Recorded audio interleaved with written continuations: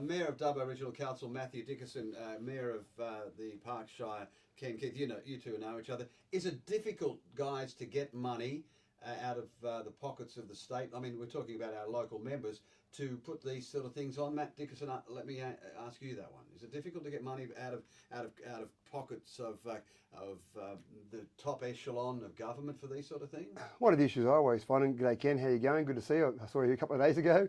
One of the things that I find very difficult is that sometimes government is happy to give you money for a building, a thing, so they can come along and cut a ribbon on the thing. But when it's something that's operational, when it's something that's an ongoing income injection to an area, sometimes you might get it for a short period of time to help get it started. To get it on an ongoing basis is more difficult. And in our example, the NRL game, we've gotten $150,000 from the government from the last 2 years, but there's no guarantee that money will keep going on into the future. So those things seem to be more difficult rather than a physical building. Yeah, and Ken Keith, in parks with the Elvis Festival that started all those years ago, you have to build faith and trust, and it's sort of like a futuristic thing too, which is difficult to put into dollars and cents, isn't it? Look, it is, and you need community support behind these projects and festivals to make them work very successfully. And Trundle has certainly been more advanced. The last ABBA festival we had a couple of years ago, had 5,000 people there, which was more than the Elvis festival had when it was only 5 years old. So, we've got Bjorn again and Amity both locked into as performers, and there'll be entertainment from 12:30 right through to 9:30 in the evening on Berryman Oval in Trundle. It's very difficult, isn't it, to sell an idea? Look, it is, but ABBA's probably a little bit more fortunate because people have experienced it now, and everyone loves the music and get dressed up and relate to it. Oh, you just like it because you can put clothes on. That's the difference. Well, it's the only time I get to look younger because I colour my beard brown and wear a wig and no one recognises me. I'm actually incognito. I reckon Matthew could do the same. Yeah. I was actually thinking there's a bit of a theme here, Ken. Elvis Festival, ABBA Festival. It seems to be things that you can get dressed up for. Yeah. No, wait till... Yeah, that's it too. But in, the next thing will be the Danny LaRue Festival. How about that? Richard, we're going to see you get dressed up. That's going to be my... No, I only do that on the weekends. I was actually thinking more Moulin Rouge. Moulin Rouge, there you go. Matthew Dickerson, why hasn't Dubbo got a festival? Well, we've got a thing called a zoo. Yeah, and why haven't we got a festival? Well, this is the thing. The festivals are great to inject people into an economy on a weekend, on a week. Tamworth Country Music Festival, Elvis, those things are fantastic. One of the huge advantages that Dubbo has is that this zoo brings 300,000 people a year throughout the whole year. And it's funny, when you talk to some other places, like Tamworth, for example, talk to some people from council or even residents there, they go, it's great for the 2 weeks of the year, but what are we going to do for the other 50 weeks of the year? Whereas the zoo, 300,000 people a year, that's almost 1,000 people a day come to the zoo. So that's our huge competitive advantage. I'm going to respond to that. That's a cop-out. No, look, I agree with him more, actually. We'd love to have the zoo. Really? We enjoy coming out to the zoo at Dubbo and then coming down to the zoo. That's it. And that's sharing the love, isn't it? Yeah, that's right. And that's the challenge always for all of us, Richard, is to get people to the zoo and then get them around the region. So get them to the Parkes Telescope or get them down to the Wellington Caves or get them out to the Brewarrina fish traps. And so all the things around the region, they come to the zoo. Our challenge is hold them here for longer, for whatever way we can do it. I'll let you get to the shearing, and you've got, I think you're going into the markets next week as well, Ken Keith. So in summary, the Trundle ABBA Festival has a future. Look, it certainly does, and we look forward to hosting you there, and Matthew. All right, get back to the shearing. Yep. All right, take care. Thank you. I'll let you go now. Oh, look at that. Your time's up. Well, how unfortunate is that? Thank you, Ken. Thank you. Take care. See you, buddy.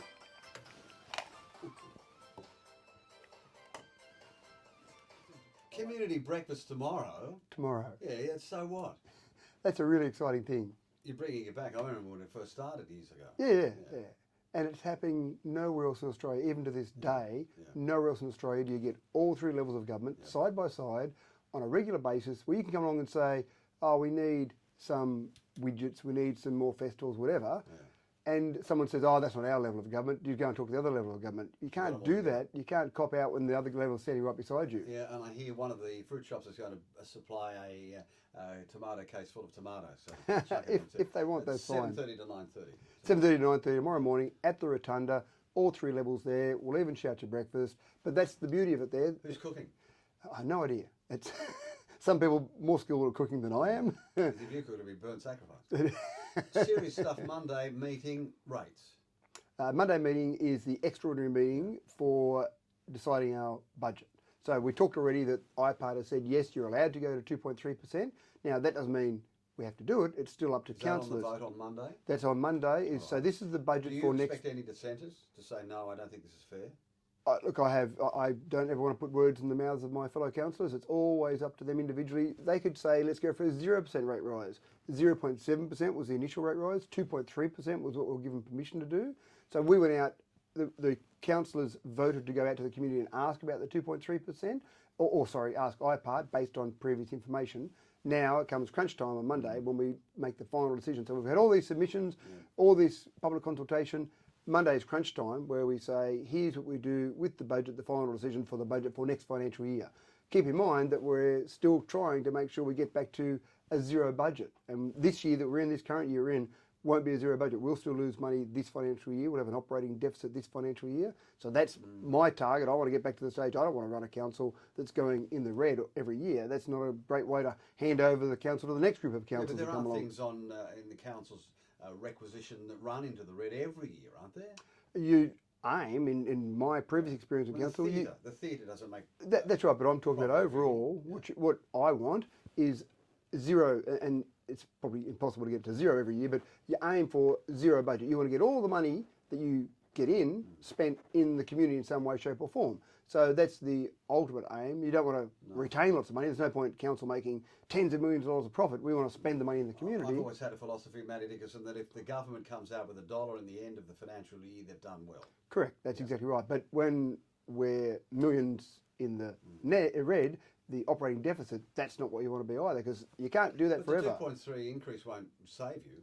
Oh, absolutely not. But what that means is we've got some more money that we can put into roads, and that's where we've said that extra amount, $642,000 into roads. Now, it's interesting because you do have some people who say, please don't put my rates up, but can you come and fix my footpath and the roads at the front? And you say, well, you can't have both. If we don't put rates up, we've just got less money to spend in the community. It's as simple as that. What's the knock-on effect, though? Shops, businesses, owners, tenants, what's that 2.3 going to do? It's about $26 a week for the average ratepayer. Sorry, not a week. $26 a year for the average ratepayer. What's an average rate though? About $1,120. Urban versus rural. And again, when you take all the rates and say, what's the average ratepayer pay? It's about $1,120 or thereabouts, and so it's about $26 in terms of the actual amount that you pay. So, in other words, the extra amount and that's going from, if we put no rate rise through to 2.3% rate rise, it's about $26. Okay. That's what you're going to have to sell. So 50 cents a week is basically it. So for 50 cents a week, we as council have $642,000 more to put into roads. It's not going to be easy though, is it?